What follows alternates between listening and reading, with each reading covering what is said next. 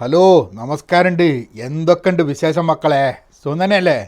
ഞാനിങ്ങനെ ഈ ഫാൻസ് സൈക്കോളജീനെ പറ്റി ഞാൻ ആലോചിക്കുകയാണ്. ഫാൻസ് പറഞ്ഞാൽ മനസ്സിലായില്ലേ? നമ്മളെ സെലിബ്രിറ്റികളുടെയൊക്കെ ഫാൻസ് ഉണ്ടല്ലോ, ഈ ഫാൻ ഫോളോയിങ്. അത് ഫാൻ എന്ന് പറയുന്നത് ഈ ഫെനാറ്റിക് എന്നുള്ള വാക്കിൻ്റെ ഷോർട്ട് ഫോമാണ്. ഫെനാറ്റിക് എന്താണെന്നുള്ളത് നിങ്ങൾ ഗൂഗിളിൽ സെർച്ച് ചെയ്ത് നോക്കി, അപ്പോൾ നിങ്ങൾക്ക് ഏതാണ്ട് മനസ്സിലാവും എവിടെ നിന്നാണ് ഈ ഫാൻ എന്നുള്ള വാക്ക് വരുന്നത്. അപ്പോൾ ഞാൻ അങ്ങനെ ആലോചിക്കുകയാണ്, നമ്മളിപ്പോൾ മലയാള സിനിമേനെ പറ്റിയൊക്കെ എന്താ പറഞ്ഞു കഴിഞ്ഞിട്ടുണ്ടെങ്കിൽ കുറേ ഫാൻസുമായിട്ടൊരു കശപശ ഉണ്ടാവാനുള്ള സാധ്യതകൾ ഭയങ്കര കൂടുതലാണ്. അപ്പോൾ ഞാൻ ആലോചിക്കുമ്പോൾ ഒരു ഇംഗ്ലീഷ് സിനിമേനെ ഇപ്പോൾ പറഞ്ഞു കഴിഞ്ഞിട്ടുണ്ടെങ്കിൽ അത് ഒരു സായിപ്പ് മുമ്പളെ മെക്കിട്ട് കയറാൻ വരുന്നില്ല.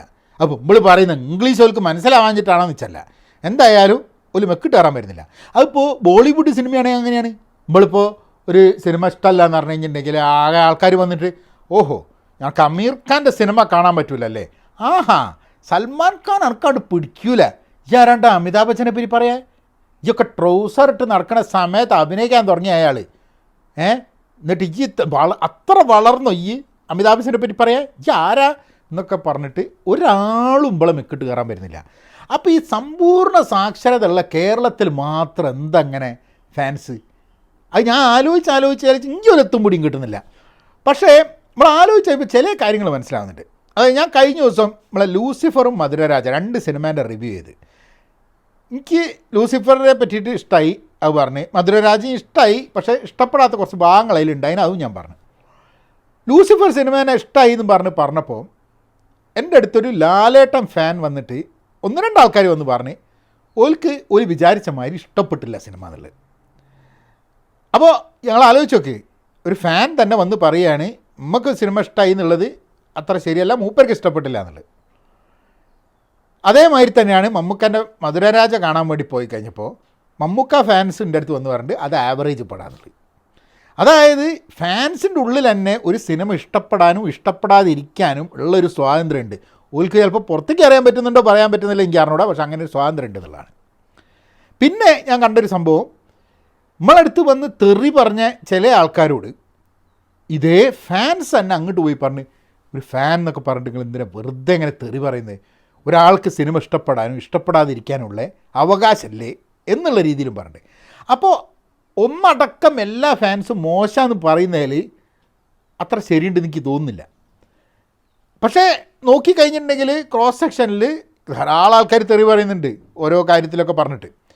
അപ്പോൾ ഇവരെ കാര്യത്തിന് ഞാൻ ആലോചിക്കുമ്പോൾ എനിക്ക് തോന്നുന്നു മമ്മൂക്കി ലാലേട്ടനും ഇടയ്ക്കൊക്കെ ഇങ്ങനെ ഓലെ സംഭാഷണങ്ങളിലും ഓലെ പ്രസംഗങ്ങളിലും ഒക്കെ പറയണം ഈ തെറി പറച്ചിൽ നിർത്തണമെന്ന്. കാരണം എന്താ വെച്ചാൽ എനിക്ക് തോന്നുന്നു ഈ കുറേ ആൾക്കാരുണ്ടല്ലോ ഈ തെറി പറയുന്ന ഫാൻസ്, ഓലെ വിചാരം എന്ന് പറഞ്ഞാൽ അങ്ങനെ തെറി പറയുന്നതാണ് മമ്മൂക്കയ്ക്കും ലാലേട്ടനും വേണ്ടതെന്നുള്ളൊരു ചിന്ത ഓല മനസ്സിലുണ്ടെന്ന് എനിക്ക് തോന്നുന്നു. ഓലെ വിചാരം എന്താ പറഞ്ഞാൽ മമ്മൂക്ക ലാലേട്ടനും കുത്തിരുന്ന് ഇങ്ങനെ ആരൊക്കെയാണ് എൻ്റെ സിനിമ മോശമായി പറഞ്ഞവരുടെ തെറി പറഞ്ഞത് ആരൊക്കെയാണ്, ഓഹോ മിടുക്കൻ മിടുക്കൻ മിടുക്കൻ മിടുക്കൻ അങ്ങനെ കണ്ടുപിടിച്ചിട്ട് ഇവരെ പറ്റി ഈ നടന്മാർ ഓർക്കുന്നുള്ളൊരു ധാരണയൊക്കെ ഇവർക്ക് ഉണ്ടാവും.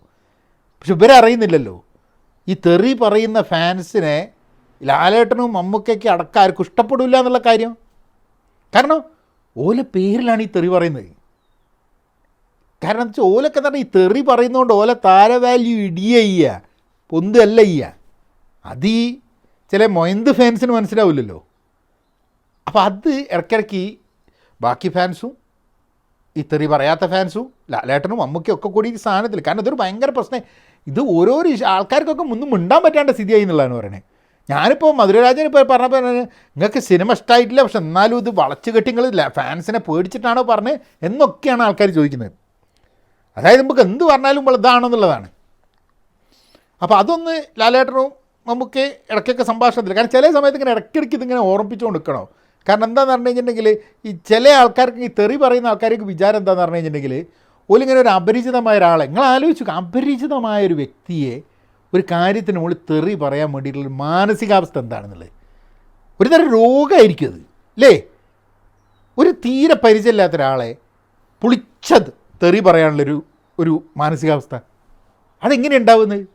ഒരു ഫാൻ മാനസികാവസ്ഥ സമ്പൂർണ്ണ സാക്ഷരത ഉള്ള കേരളത്തിൽ എങ്ങനെയാണ് അങ്ങനെ ഒരു മാനസികാവസ്ഥ ഉണ്ടാകുന്നത്? അന്വേഷിക്കണോ അല്ലേ? അപ്പോൾ അങ്ങനത്തെ ഒരു സ്ഥിതിവിശേഷം ഉണ്ടാവരുത്. പക്ഷേ ചില ആൾക്കാരുടെ ഓൽക്കും പറഞ്ഞാൽ മനസ്സിലാവുന്ന രീതിയിൽ പറഞ്ഞ് മനസ്സിലാക്കി കൊടുക്കണം. കാരണം ഓല് വിചാരിക്കുന്നത് എന്താണെന്ന് പറഞ്ഞാൽ ഫേസ്ബുക്കിൽ യൂട്യൂബിൽ ഒക്കെ ഒരു തരം ഫേക്ക് പ്രൊഫൈൽ ഉണ്ടാക്കി തെറി പറഞ്ഞാൽ ആരും അറിയൂലോല്ലേ എന്നുള്ളതാണ്. പക്ഷെ ഒരു മനസ്സിലാക്കാത്ത സാധനത്തിൽ ചിലപ്പോൾ എനിക്കറിഞ്ഞൂടെ, ചിലപ്പോൾ ലോക വിവരം കുറഞ്ഞുകൊണ്ടായിരിക്കുക. കാരണം ഈ ബാക്ക്ഗ്രൗണ്ട് ചെക്കൊക്കെ എല്ലാ ജോലികൾക്കും വളരെ അത്യാവശ്യമായി വരുന്ന കാലം അത്ര വിദൂരതയിലല്ല. മാത്രമല്ല നിങ്ങൾ സോഷ്യൽ മീഡിയയിൽ ചെയ്യുന്ന കാര്യങ്ങൾ, നിങ്ങൾ എന്ത് പറഞ്ഞാലും ഗൂഗിളിൽ സെർച്ച് ചെയ്താൽ വരെ നിങ്ങൾ ലോക്ക്ഡൗൺ ആണെങ്കിൽ കാര്യങ്ങൾ മനസ്സിലാക്കാൻ ചിലപ്പോൾ പറ്റിയെന്നിരിക്കും. അപ്പോൾ നിങ്ങളൊന്ന് ആലോചിച്ച് നോക്ക്, നിങ്ങളൊരു ഇത്രയും കാലം ചെറുപ്പത്തിലൊക്കെ കുറേ തെറിയും പറഞ്ഞ് ആൾക്കാരെയൊക്കെ പറഞ്ഞ് ലാലേട്ടൻ്റെ പിന്നാലെയും മമ്മൂക്കാൻ്റെ പിന്നാലെയും ഒക്കെ കൂടി പാഞ്ഞ് അറിയും കൂടെ അല്ല നിങ്ങൾ ഈ തെറിയൊക്കെ പറഞ്ഞുള്ള ആൾക്കാരൊക്കെ ഉള്ളതൊക്കെ ഫേസ്ബുക്കിലും യൂട്യൂബിലും ഇട്ടിട്ട് കുറച്ചൊക്കെ വലുതായി കഴിഞ്ഞിട്ട് ഒരു ജോലിക്കൊക്കെ പോണ സമയത്ത് അവിടെ നോക്കുമ്പോൾ നിങ്ങളെ ബാക്ക്ഗ്രൗണ്ടിൽ സാധനത്തിൽ വരുന്നുണ്ടാവും ഇങ്ങനെ. അപ്പോൾ നിങ്ങൾ ആലോചിച്ച് നോക്കുക, ഒരു കമ്പനി നിങ്ങൾക്ക് ജോലി തരുമോ? അപരിചിതമായ ഒരാളെ പരസ്യമായി പുളിച്ച തെറി പറയാൻ ഉള്ള മാനസികാവസ്ഥ ഉള്ള ആളാണ് ഇയാൾ. അതും ഇയാളെ അച്ഛൻ്റെയോ അമ്മയുടെയോ കാര്യത്തിനല്ല, ഇതൊരു നടൻ്റെ കാര്യത്തിന്. ഇയാൾക്ക് പരിചയമില്ലാത്ത ഒരാളെ. അപ്പം അങ്ങനെ ഒരാളെ നമ്മളെ കമ്പനിയിൽ ജോലിക്ക് എടുത്തു കഴിഞ്ഞാൽ പ്രശ്നമാവില്ലെന്ന് ചോദിച്ചു കഴിഞ്ഞിട്ടുണ്ടെങ്കിൽ ഞാനാണേ സത്യം ഞാൻ പറഞ്ഞുതരാം, ഞാൻ ജോലിക്ക് എടുക്കില്ല. ഇവിടെ ജോലിക്ക് എടുക്കുന്ന ഏതെങ്കിലും ഒരാളുണ്ടെങ്കിലും അവരോട് ചോദിച്ചു കഴിഞ്ഞിട്ടുണ്ടെങ്കിൽ ഓരും പറയും നമ്മൾ അങ്ങനത്തെ ഒരാളെ ജോലിക്ക് എടുക്കില്ല. അപ്പം നിങ്ങളെ ഭാവി സുരക്ഷിതമാക്കാനാണ് നോക്കേണ്ടത്, അല്ലാണ്ട് നിങ്ങളെ ഭാവി കോഞ്ഞാട്ടിയാവുന്ന രീതിയിലുള്ള പ്രവർത്തനങ്ങൾ നിർത്തണം. ഞാൻ പറയാൻ കാരണം എന്താ പറഞ്ഞാൽ, ഞാൻ ഈ തെറി പറയുന്ന കുറച്ച് ആൾക്കാരെ ഞാൻ പോയി നോക്കി. ഓലെ പ്രൊഫൈലിലൊക്കെ ചെറിയ പയ്യന്മാർ, ചെറിയക്കന്മാർ. കാരണം എന്താണെന്ന് പറഞ്ഞു കഴിഞ്ഞാൽ എൻ്റെ മക്കളെ പ്രായം. അപ്പോൾ ഞാൻ ആലോചിക്കുക, ഒരു അറിവില്ലായ്മയോട് ഇങ്ങനെ ചെയ്തുകൊണ്ടിരിക്കുന്ന സാധനം വലുതായി കഴിഞ്ഞിട്ട് ഓലെ ജീവിതത്തിൽ ഭയങ്കര പ്രശ്നമായി കഴിഞ്ഞിട്ടുണ്ടെങ്കിൽ നിങ്ങൾ ആലോചിച്ച് നോക്ക്. അപ്പോൾ അതിൻ്റെ ഒരു ഉത്തരവാദിത്വം നമുക്ക് നോക്കാം, ആർക്കാണ് അതിൻ്റെ ഉത്തരവാദിത്വം എന്നുള്ളത്. എനിക്ക് തോന്നുന്നില്ല മമ്മൂക്കായ്ക്കും ലാലേട്ടനും അതിന് ഉത്തരവാദിത്വം ഉണ്ടോ? ഉത്തരവാദിത്തമല്ല. പക്ഷേ ഓല് പറഞ്ഞ ആൾക്കാർ കേൾക്കും. അപ്പോൾ ഓല് പറഞ്ഞ ആൾക്കാർ കേൾക്കുന്നുള്ളത് കൊണ്ട് ഒരു പ്രഭാഷണത്തിലും സംസാരത്തിലൊക്കെ പറയണം, ഒരു തീരെ എൻകറേജ് ചെയ്യുന്നില്ല സാധനം, വളരെ ഡിസ്കറേജ് ചെയ്യുന്നു, അങ്ങനെ തെറി പറയുന്ന ഫാൻസ് ഉണ്ടെങ്കിൽ പ്രശ്നമാണ് എന്നൊക്കെയുള്ള രീതിയിൽ വേണം. മാത്രമല്ല കുറച്ചും കൂടെ പക്വതയുള്ള ഫാൻസും പക്വതയുള്ള സപ്പോർട്ടേഴ്സൊക്കെ ഉണ്ടെങ്കിൽ ഒരു പറഞ്ഞ് മനസ്സിലാക്കണം വേണം ഈ ആൾക്കാരെ. നമുക്കിപ്പോൾ തന്നെ ഇപ്പോൾ ഒരാൾ തെറി പറഞ്ഞോട് നമുക്ക് നഷ്ടമാവാനൊന്നുമില്ല, പക്ഷെ ഓലെ ഫ്യൂച്ചറിന് ചിലപ്പം അത് നഷ്ടമാവും. രാഷ്ട്രീയത്തിൻ്റെ കാര്യത്തിൽ ഇങ്ങനെ തന്നെയാണ് കേട്ടോ. ആ ഒരു സൈക്കോളജി, സോഷ്യൽ മീഡിയയിൽ എന്ത് പറഞ്ഞാലും എന്നെ ആരും തൊടൂല എന്നുള്ള സൈക്കോളജി ഉണ്ടല്ലോ, അത് ഭയങ്കര പ്രശ്നമാവും. വളർന്നു വരുന്ന ആൾക്കാരോട് എനിക്കൊന്നും പറയാനുള്ള. എന്നാൽ പിന്നെ അങ്ങനെ ആക്കാം, കാര്യങ്ങൾ നടക്കട്ടെ. ഓക്കെ.